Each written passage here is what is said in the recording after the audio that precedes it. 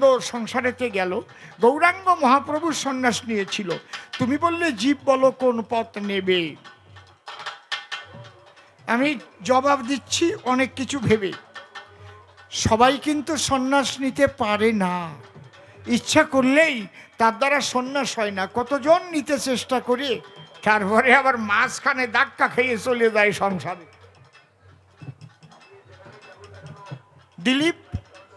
দিলীপ বিশ্বাস মহাশয় 1100 টাকা দিয়েছেন। তবে কলিযুগে, এই কলিযুগের ধর্ম যেটা, সেটা হচ্ছে গার্হস্থ্য ধর্ম।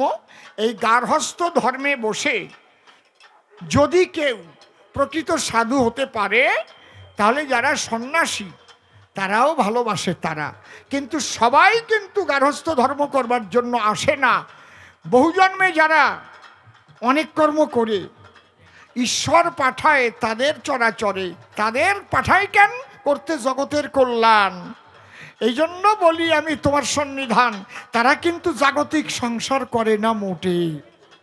এগুলো বলেন, তারা চলে যায় এই ভবের বাঁধন কেটে একমাত্র মানুষের সেবার তরে তারা জীবনটা অতিবাহিত করে। যেমন ছিল বাবা স্বয়ং সত্য হরি, মানুষের কল্যাণ গেছে জীবন ভরি। একটা সংসার করলে কি তার হতো? ওই কয়েকজনের মঙ্গল করিতে পারিত, কিন্তু লক্ষ লক্ষ কোটি কোটি মানুষের তরে জীবন দেখো সে উৎসর্গ করে।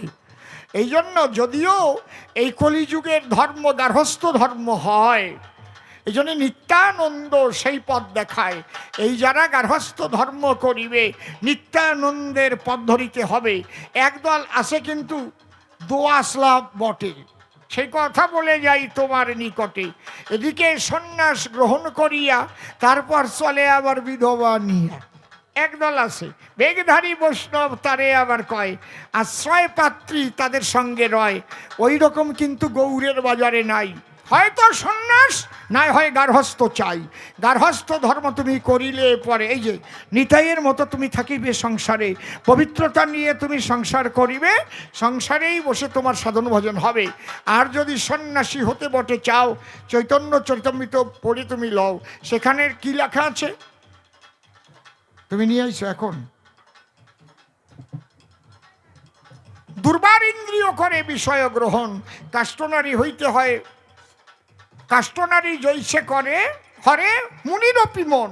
এই জন্যে সন্ন্যাস নিলে পরে সাবধান থাকিবা বলে দিলাম তোমারে।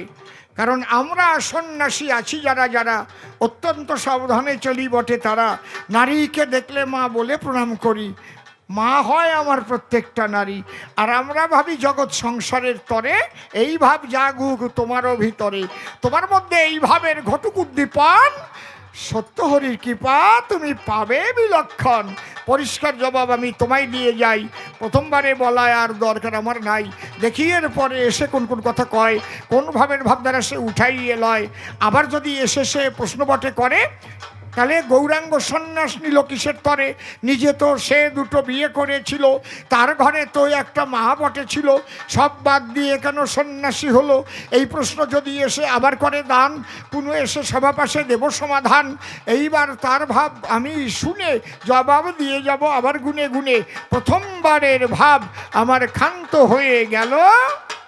জয় জয় রাধা কৃষ্ণ নিতাই গৌর রাম সীতা হরিচাঁদ গুরুচাঁদ সত্য হরি প্রেমানন্দে হরি হরি বল, হরি বল, হরি বল, জয় জয় বীরানন্দ প্রীতে হরি হরি বল, হরি বল।